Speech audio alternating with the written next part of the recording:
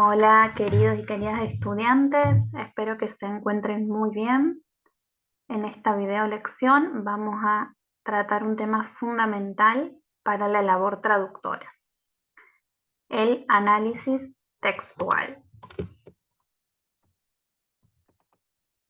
Es muy importante que sepamos que a la hora de traducir tenemos que comprender lo que estamos traduciendo, ¿sí? Es imposible que logremos un producto de calidad si no comprendemos el texto que estamos traduciendo.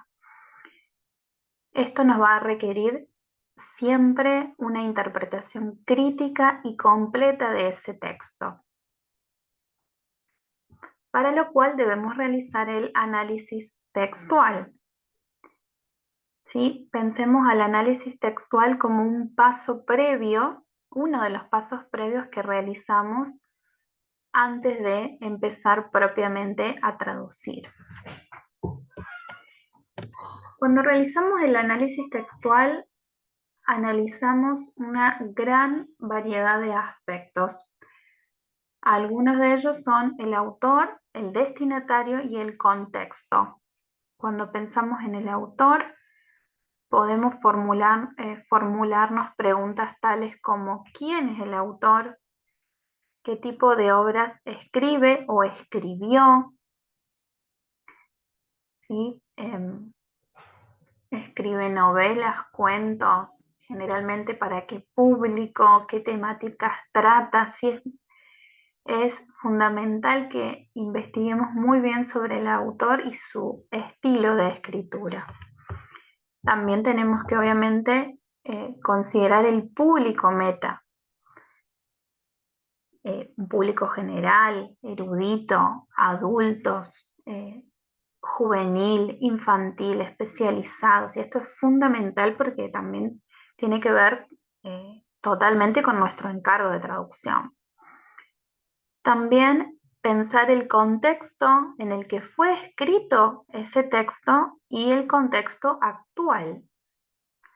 ¿Sí? Si vamos a traducir una novela que tiene 50, 100 años, tenemos que tener mucho cuidado porque si está contextualizada en la época en que fue escrita, va a haber mucha discrepancia. Pensemos en la tecnología, por ejemplo. Sí, eso es fundamental a la hora de traducir porque ocurren muchas distorsiones debido a esta falta de consideración del contexto. Y también, por último, pensar en la intención con la que se ha escrito ese texto. ¿Sí? ¿Cuál es el objetivo? Informar, divertir, entretener, expresar sentimientos, dar instrucciones. Bien, otro aspecto muy importante es la tipología textual, la temática y el tono.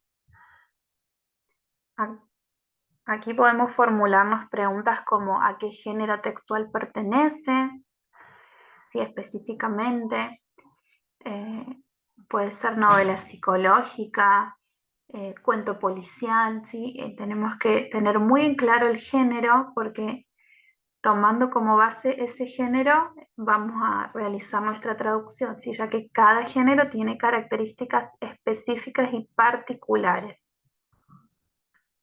Bien, también, bueno, el tipo de texto para tener en cuenta las secuencias textuales que podemos encontrar, descriptivas, narrativas, expositivas, la temática central del texto, las posibles referencias extralingüísticas, el tono, si predomina un tono informal, formal, irónico, vulgar, cuál es el modo del texto, si es un texto que, como el que estamos trabajando en este momento de A Rubber Story, que fue escrito para ser principalmente leído, ¿sí? Pero en cambio si pensamos en una obra de teatro, es un texto que fue realizado con el objetivo principal de ser interpretado en un escenario, por lo cual el registro oral va a ser fundamental. También pensemos en la estructura y la cohesión que hay en ese texto, ¿sí? Cómo está estructurado. Tenemos una introducción, desenlace, un nudo previamente, está organizado en capítulos. También pensar en la estructura lógica de ese texto, ¿sí? En las conexiones que hay entre las oraciones, ¿sí? Ese autor, ese escritor emplea oraciones muy largas o las oraciones cortas. ¿Qué uso hace de los conectores, de las conjunciones, los adverbios? ¿Prefiere la yuxtaposición? ¿Sí? Todos estos son aspectos que nosotros debemos considerar porque debemos plasmarlo después en nuestro texto meta. ¿Sí? Esto tiene que ver específicamente con el estilo de escritura de ese autor.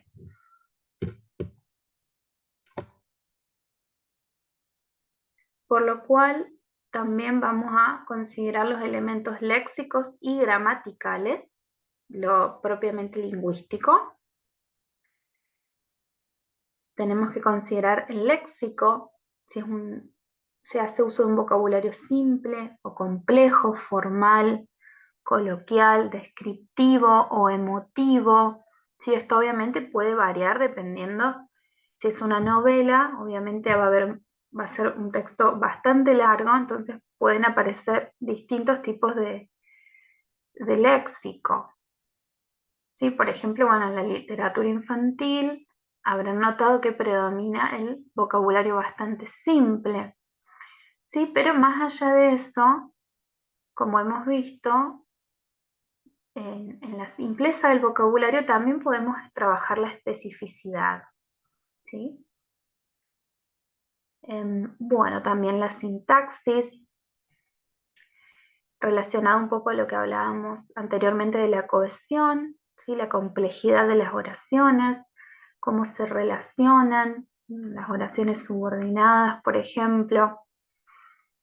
Los verbos, los tiempos verbales, eso es algo muy importante, poder identificarlos para poder traducirlos correctamente, ¿sí? Si son, analizar los aspectos, si tienen un aspecto progresivo o no. Los verbos modales también generalmente presentan dificultades a la hora de traducirlos, por lo cual debemos prestarles bastante atención. El modo subjuntivo también, que es muy poco usado en inglés, pero sí en español. Entonces el paradigma verbal es también un área que debemos analizar muy bien para después poder traducirla correctamente. En cuanto a los elementos estilísticos y de variación lingüística, muy pronto trabajaremos con las figuras retóricas. ¿Sí? Cuando digo figuras retóricas o literarias, me refiero a la metáfora, la metonimia, la símil, ¿sí?